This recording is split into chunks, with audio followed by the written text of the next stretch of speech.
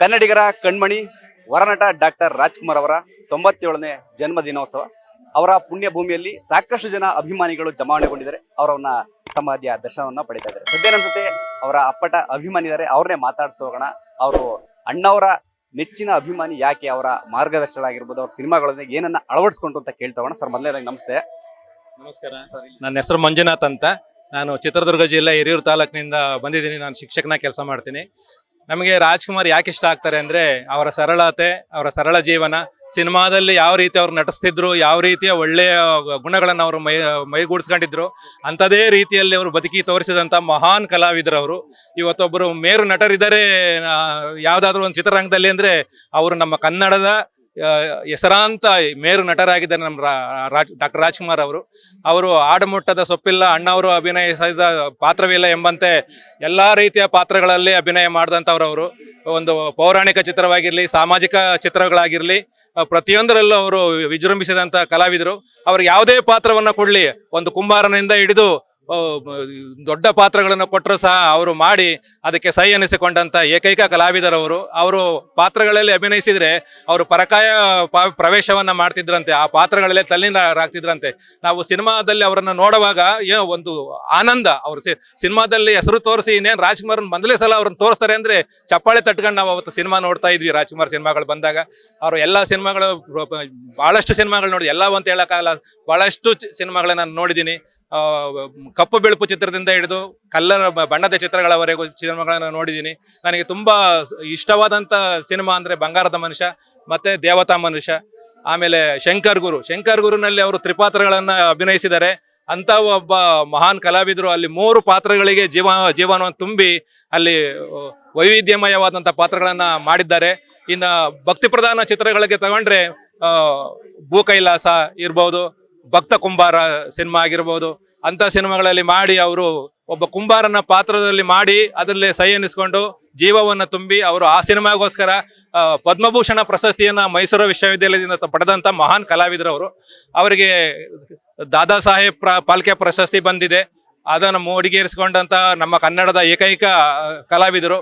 ಮತ್ತೆ ಇನ್ನು ಹೇಳ್ಬೇಕಂದ್ರೆ ಬರೀ ಅಭಿನಯಕ್ಕಷ್ಟೇ ಅಲ್ದೇನೆ ನಟನೆಗೂ ಮತ್ತು ಹಾಡಿಗೂ, ಸಂಗೀತಕ್ಕೂ, ಎರಡಕ್ಕೂ ಅವರು ರಾಷ್ಟ್ರ ಪ್ರಶಸ್ತಿಯನ್ನ ಪಡೆದಂತ ಏಕೈಕ ಕಲಾವಿದರು ನಮ್ಮ ರಾಜ್ಕುಮಾರ್ ಆಗಿದ್ದಾರೆ. ಅವರು ಬಾಳಿದಂತ ನಾಡಿನಲ್ಲಿ, ಅವರು ಓಡಾಡಿದಂತ ನಾಡಿನಲ್ಲಿ ನಾವು ಹುಟ್ಟಿದೀವಿ, ನಾವು ಅವ್ರನ್ನ ನೋಡಿದೀವಲ್ಲ, ಅವ್ರನ್ನ ಸ್ಪರ್ಶ ಮಾಡಿದೀವಲ್ಲ ಅನ್ನೋದು ನಮಗೆ ತುಂಬಾ ಸಂತೋಷವನ್ನ ಉಂಟು ಮಾಡಿಕೊಡುತ್ತೆ. ಅವ್ರನ್ನ ನಾನು ಹತ್ರದಿಂದ 3 ಸಲ ಅವ್ರನ್ನ ನೋಡಿ ಅವ್ರಿಗೆ ನಮಸ್ಕಾರ ಮಾಡಿದ್ದೀನಿ. ನಾನು ಅಣ್ಣ ಅವ್ರಿಗೆ ನಂದಿ ಬೆಟ್ಟದಲ್ಲಿ ಅಪೂರ್ವ ಸಂಗಮ ಸಿನಿಮಾ ಶೂಟಿಂಗ್ ಆಗ್ತಾ ಇತ್ತು. ತಾರಾ ಅಂತ ಅಂಬಿಕಾ ಮೇಡಮ್ ಮತ್ತೆ ರಾಜ್ಕುಮಾರ್ ಅವರು ಅಭಿನಯಿಸ್ತಾ ಇದ್ರು. ನಾವಲ್ಲಿ ಟೂರ್ಗೆ ಅಂತ ಹೋಗಿದ್ದಾಗ ನನ್ನ ಮಾಸ್ಟರ್ನ ಪರ್ಮಿಷನ್ ಕೇಳ್ಕೊಂಡಾಗ ಅಲ್ಲಿ ನಿಂತ್ಕೊಂಡಿದ್ದೆ. ಅವಾಗ ನಾನು ಅವ್ರು ಶಾರ್ಟ್ ಮುಗಿಸ್ಕೊಂಡು ಹೊರಗೆ ಬಂದು ನಿಂತಾಗ ಅವ್ರಿಗೆ ಹೋಗಿ ಕಾಲಿಗೆ ಬಿದ್ದೆ. ಅವ್ರನ್ನ ಮುಟ್ಟಿದ್ರೆ ಏನೋ ಒಂದು ಪ್ರತ್ಯಕ್ಷ ದೇವರನ್ನ ಮುಟ್ಟಿದಂತ ಒಂದು ಅನುಭವ. ಅಷ್ಟು ಮೆತ್ತಗಿತ್ತು ಅವ್ರ ಪಾದ. ಅಂದ್ರೆ ಅದು ಒಂದು ರೇಷ್ಮೆ ವಸ್ತ್ರವನ್ನು ಮುಟ್ಟಿದ್ರೆ ಎಷ್ಟು ನಯಸ್ಸಾಗಿರುತ್ತೆ, ಅಷ್ಟು ನಯಸ್ಸಾದಂತ ಒಂದು ಸ್ಪರ್ಶ ನನಗೆ ಅವತ್ತು ರೋಮಾಂಚನ. ನಮ್ಮ ಮುಟ್ಟಿದ ತಕ್ಷಣ ರೋಮಾಂಚನಗೊಂಡು ಬಿಟ್ಟೆ ನಾನು ಅವತ್ತು. ಈ ರಾಜ್ಕುಮಾರನ್ನ ಹತ್ತಿರದಿಂದ ನೋಡಿದ್ದೀನಿ ನಾನು ಅಂತ. ನಮ್ದು ಸ್ವಂತ ಊರು ಮಧುಗಿರಿ, ತುಮಕೂರು ಜಿಲ್ಲೆ ಮಧುಗಿರಿ ತಾಲೂಕು ಕಮ್ಮನಕೋಟೆ ಗ್ರಾಮದಿಂದ ಬಂದಿದ್ದೆ ನಾನು. ನಾವು ಹಳ್ಳಿಯಲ್ಲಿದ್ದಾಗ ಚಿಕ್ಕ ವಯಸ್ಸಲ್ಲಿ ನಮ್ಮ ಅಪ್ಪಾಜಿ ಬುಧವಾರ ಸಂತೆ ಆಗೋದು, ಬಾರಾಗ ರಾಜ್ಕುಮಾರ್ ಸಿನಿಮಾ ಹಾಕಿದ್ದಾರೆ ಅಂತ. ನಾನು ಸ್ಕೂಲಲ್ಲಿದ್ರು ನಾನು ಮಾಸ್ಟರ್ನ ಪರ್ಮಿಷನ್ ಕೇಳ್ಕೊಂಡು ನಾನು ಕರ್ಕೊಂಡು ಹೋಗ್ಬಿಡೋರು ಸೈಕಲಲ್ಲಿ ಹತ್ತಿಸ್ಕೊಂಡು ಹೋಗಿ ಸಿನಿಮಾಗಳನ್ನ ತೋರಿಸೋರು ನನಗೆ. ಸಿನಿಮಾದೊಳಗೆ ನಾನು ಬಿಟ್ಟು ನಮ್ಮ ಅಪ್ಪಾಜಿ ಹೊರಗೆ ಹೋಗಿ ಸಂತೆ ಮಾಡ್ಕೊಂಡು ಸಿನಿಮಾ ಬಿಟ್ಟು ನನ್ನ ಮನೆ ಕರ್ಕೊಂಡು ಹೋಗ್ತಿದ್ರು. ಅದಾದ್ಮೇಲೆ ನಾನು 7ನೇ ಕ್ಲಾಸ್ ಓದೋವಾಗ ಶ್ರಾವಣ ಬಂತು ಸಿನಿಮಾ, ಶಿವಗಂಗಾ ಟಾಕೀಸ್ ಅಂತ ಇದೆ ಕೊರಟಗೆರೆಯಲ್ಲಿ. ಆ ಟಾಕೀಸ್ ಅಲ್ಲಿ ಹಾಕಿದಾಗ ನಮ್ಮ ಕಮ್ಮನಕೋಟೆಯಿಂದ 18 ಕಿಲೋಮೀಟರ್ ಆಗುತ್ತೆ. ನಾನು ರಾತ್ರಿ ಹೊತ್ತಲ್ಲಿ ನನ್ನ ಫ್ರೆಂಡು ನಾನು ಸೈಕಲ್ ತುಳ್ಕೊಂಡ್ಬಂದು ನಾವು ಆ ಸಿನಿಮಾವನ್ನ ನೋಡ್ಕೊಂಡು ರಾತ್ರಿ 2 ಗಂಟೆಗೆ ಹೋಗಿ ಮನೆ ತಲುಪ್ತಾ ಇದ್ವಿ. ಅಂತ ಒಂದು ಸಿನಿಮಾಗಳವು.